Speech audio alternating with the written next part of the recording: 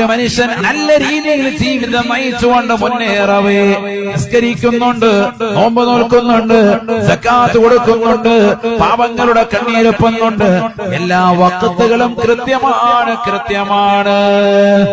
അങ്ങനെ ജീവിതം സന്തോഷകരമായി കൊണ്ടുപോകവേ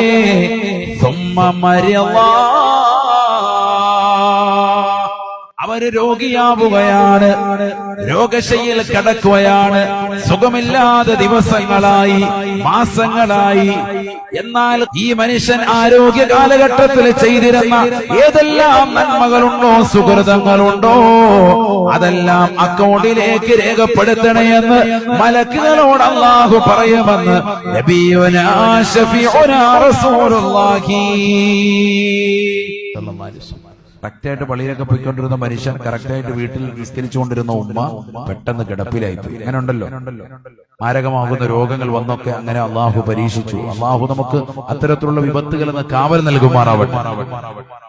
അങ്ങനെ ഒരു പ്രയാസം നേരിട്ടാൽ അല്ലാഹു സുബ്ഹാനഹു വ തആല മലക്കിനോട് പറയുമെന്ന്, ഇവരുടെ ആരോഗ്യ കാലഘട്ടത്തിൽ ചെയ്തിരുന്നതായ എല്ലാ നന്മകളും ഇപ്പോഴും രേഖപ്പെടുത്താൻ പറയും.